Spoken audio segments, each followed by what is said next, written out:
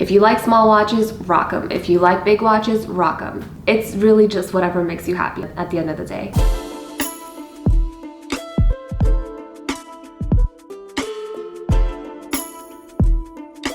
Hi guys, it's Beth. Welcome back to my channel. In today's video, I'm going to pick and name some of my favorite watches that I love so much that I wish I could wear. So if you want to see me get into it, stay tuned. Now, to clarify, the watches that I'm picking on today's video tend to be classified and marketed as men's watches, but that does not mean that that is the reason why I actually can't wear these watches. As you guys know, on my channel and on my Instagram and just in my world, I don't believe there's such a thing as men's watches or women's watches. I don't believe there should be a gender distinction when it comes to watches, and I believe that watches should be a gender neutral object. I personally think that when it comes to watches, you should wear whatever makes you happy, however small, however big. At the end of the day, it just comes down to whatever is comfortable for you, whatever you like, and whatever makes your heart sing. So just wear whatever makes you happy. If you like small watches, rock them. If you like big watches, rock them. It's really just whatever makes you happy at the end of the day. So I do want to clarify that the reason that I cannot wear these watches is not because they are marketed as men's watches, but actually that they're too big. I just personally have a very small wrist size. I have a very small wrist, and so my wrist cannot accommodate big watches. My maximum comfortably is about 41 millimeters, pushing it 42, but I comfortably like to only wear up to 41 millimeters.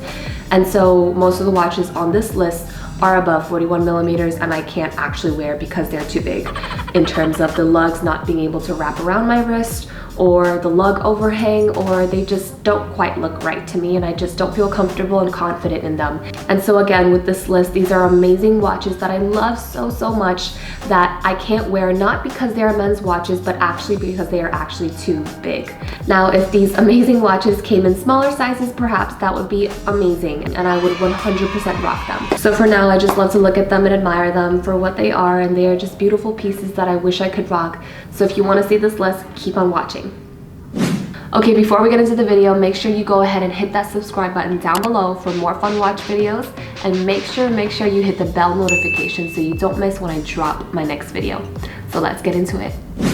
Okay, so first up on my list on watches that I love that I wish I could wear is the G-Shock All Metal. It is the all metal G-Shock that I love so much. This is actually my husband's G-Shock. I've shown this watch on my video where I named my top 7 intro watches for women. This one does get featured in it. I do mention that this is a G-Shock that I wish I could wear so much. It's an all metal stainless steel G-Shock. Absolutely beautiful. I actually think this is the most beautiful, stunning, exquisite, just G-Shock that there is out there. As I mentioned in that video, I prefer G-Shocks that are more rectangular in case versus the round cases. I think they look more rugged, I think they look sportier, I think they look more just you know, they just look better for me than the round cases when it comes to G-Shocks personally. But this one is my favorite. Of course, as you guys know, G-Shocks do have rubber strap versions, which cost less, and the all metal versions cost more. I just love the aesthetic of the all metal version, and specifically the stainless steel. It's such a beautiful, with the all stainless steel, sexy watch. It's a very masculine watch, a very manly watch, especially with the all stainless steel look and the G-Shock sporty look. All of it together speaks very masculine. However, I would totally wear this watch. I just wish it wasn't so big. They unfortunately do not make the female version of this. They make a lot of female watches that have round cases and some that have rectangular cases, but they just don't look like this full metal one that they make. I really wish they made the female version, or a smaller version perhaps.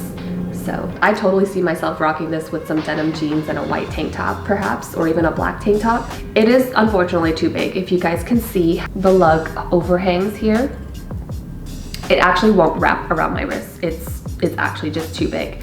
And that's the reason why, as much as I love this watch, I just wish I could wear it. And I wish I could, but it's just too big. So I wish I could wear it. Okay, next up on my list on watches that I love that I wish I could wear is the Vacheron Constantin Overseas Chronograph. This is, oh my God.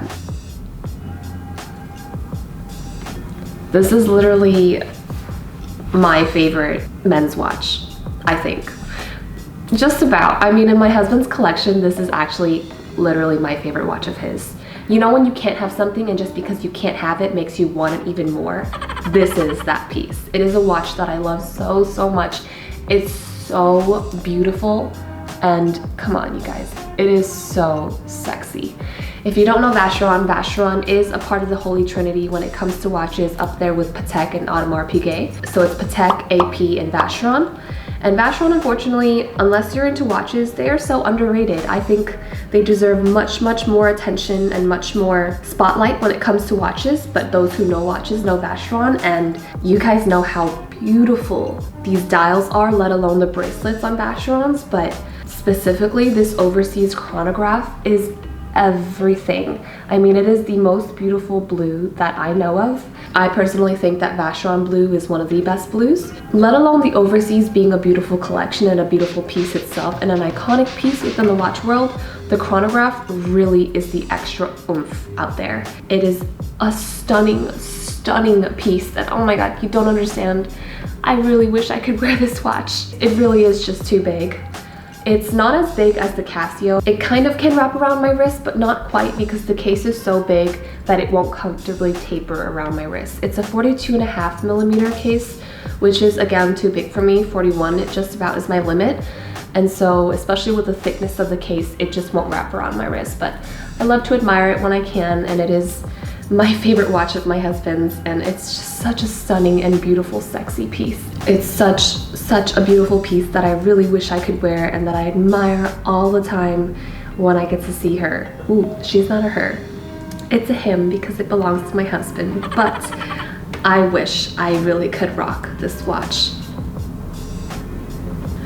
Okay, next up on the list of watches that I wish I could wear is the Patek 5711. It is the men's Nautilus, specifically the men's Nautilus. You guys know that I actually have the women's Nautilus, the 7118. It's much smaller. The men's Nautilus, the 5711, measures at 40mm, which is usually my maximum and that I can comfortably wear, but with round cases. So the 5711 has a square case. Square cases actually wear differently than round cases. Depending on your wrist size, they can wear and fit differently. So I find that square cases, as well as AP's octagonal shape, tend to wear differently than round cases, like your Rolexes and your Vacherons and etc. I find that square cases are less forgiving when it comes to sizings. I've tried on a 5711 and a couple of men's Nautiluses before, but I find that they don't quite comfortably wear on my wrist.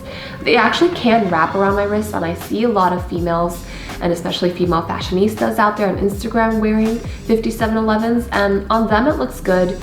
I just don't quite know if I love it on myself. I do think that it is a bit too big. It doesn't quite wear just right on my wrist. I'm not sure, maybe that could change in the future depending on my taste preferences changing, but for now I do think that the men's Nautilus is a bit too big on my wrist, and because of that I do wear the 7118, the ladies Nautilus, for now, but I do love the men's 5711 a lot. There isn't much of a difference between the 7118 and the 5711. Obviously it's just a change in size. But I find that the 7118 is just a tad too small. I wish there was a perfect in-between size in between the men's Nautilus and the ladies Nautilus, where the men's I find is too big and the ladies I find a tad bit too small. So I wish there was a perfect in-between sizing, though I know that's asking for a lot, but I do love the men's Nautilus. I think there are a ton of beautiful versions of the men's Nautilus that I love that I wish came in the female Nautilus. For example, I do love the 5711, but I also love the 5726 that comes with an annual calendar and a moon phase. It adds just that touch of sportiness that I love, that makes the elegant and dressy nature of the watch much more wearable and sportier and casual for me. I find the Nautilus, as I mentioned in my last video, a bit too elegant and a bit too dressy versus an Royal Oak, for example, but the 5726, with just that complication, adds just a touch of casualness and sportiness that I love. And I wish the female Nautilus came in that variation as well. And because of that, I do wish that I could wear the 5711 or the 5726. Okay, moving on. Up next, we have the Omega Seamaster, the James Bond watch. So this is the James Bond watch. It's the 007 watch that James Bond is slated to wear in his upcoming film No Time to Die, which unfortunately got pushed back due to COVID, of course, when this watch released. this was my husband's favorite watch. He was obsessed with this watch and he loves this piece so much. And he purchased this watch on the bracelet. He just decided to switch it out on a NATO strap. And I do admire this piece a lot. It's obviously on my list on watches that I love, that I wish I could wear. It measures 42 millimeters. It has this beautiful chocolatey brown dial and a chocolatey brown aluminum bezel. It's a titanium case, 42 millimeters. It has these really beautiful creamy beige and red accents. And even though it's 42 millimeters, I actually can wear this watch. I don't mind the NATO strap overhanging here.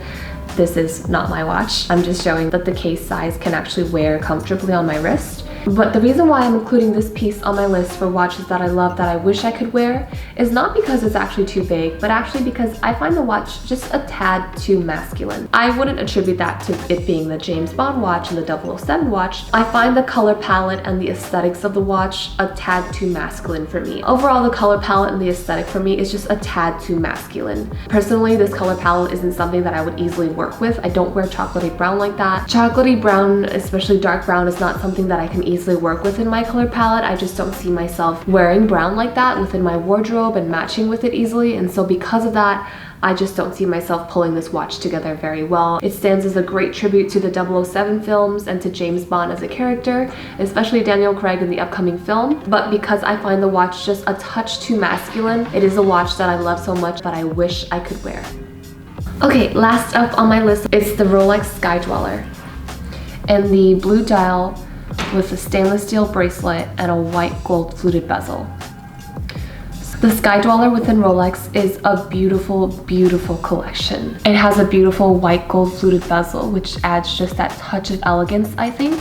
The blue dial against the stainless steel looks impeccable to me. I think it's such a sexy, beautiful combination. I do get the hype behind this watch. It's a stunning piece that I really do wish I could wear. And the reason why I can't wear this watch is because it's a tad too big. It measures 42 millimeters, which is pushing my limits just about. As I mentioned, 41 is where I comfortably sit at. The Sky-Dweller actually does wrap around my wrist in a way. I can wear it, but it's probably a bit too big. It's not unwearable, perhaps, but it's not the most wearable, if that makes sense. It is a very heavy watch, and the combination of the heftiness of it and the weight of it against the large case diameter makes it not the most wearable, not the most comfortable Rolex for me, but it is such a stunning piece.